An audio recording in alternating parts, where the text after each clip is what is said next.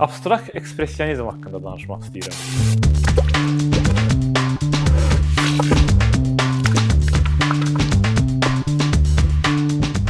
İkinci Dünya müharibəsindən sonra Avropadakı xaraba şəhərlərdən, mənəvi böhranlardan uzaqda, Amerikada, xüsusilə New Yorkda yeni sənət cərəyanları peyda olmağa başladı.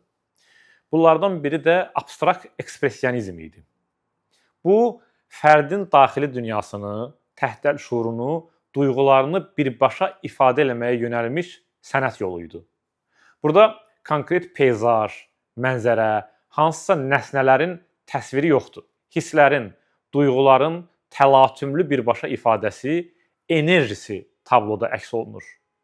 Bu istiqamətin köklərini bəziləri Freyddə, Jungda, yəni psixoanalitik nəzəriyyələrdə, yaxud eksistensializmdə tapanlar da var.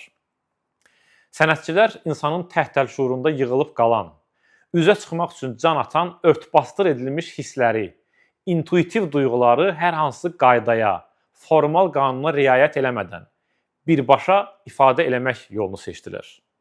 Bu istiqamətin ən məşhur nümayəndələrindən biri Jackson Pollockdur. Pollock drip painting texnikası ilə, yəni kətanın üzərinə rəngləri damcılatmaqla öz əsərlərini çəkirdi. Onun tablolarında hər şey xaotikdir, amma ritm var. Onun üçün rəsm çəkmək bir növ aksiyadır. Məşhur cümlələrindən birində belə deyib Pollock: "Mən tablonu çəkərkən, tablo da məni çəkir." Yəni, sənətçi ilə əsər arasındakı sərhəddən itməsi üçün qayda-qanunların hamısı yoxa çıxmalıdır.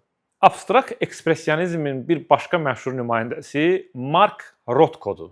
O, Pollockdan fərqli olaraq daha sakitdir, daha təvazökardır. Çox böyük həcmli tablolar çəkir. Hamısında da əsas məqsədi tamaşaçıda nəsə bir duyğunu oyatmaqdır, diriltməkdir. Rothko üçün rəng ruhani təcrübəyə gedən yoldur. Onun üçün sənət insanın ali olana can atımıdır. Təxminən insanda dini təcrübəyə yaxın hisslər oyatmaqdır. Bu istiqamətin nümayəndələri formadan çox ovqatın ifadəsinə üstünlük verirlər. Abstrakt ekspresionizmin bir çox şaxələri var. Bu şaxələrindən qollardan biri də taşizm adlanır. Taşizm bir növ Amerikadakı abstrakt ekspresionizmin Avropadakı versiyasıdır. Terminin mənası fransızcadan taşı ləkə sözündəndir. Taşistlər yaradıcılıqda qəfilliyi, təsadüfiliyi, qeyri-iradi olanı ön plana çıxardırdılar. Onlar deyirdilər ki, sənətçinin əvvəlcədən heç bir planı olmamalıdır. O işə başlayanda dünya özü də onunla birlikdə yaranmalıdır.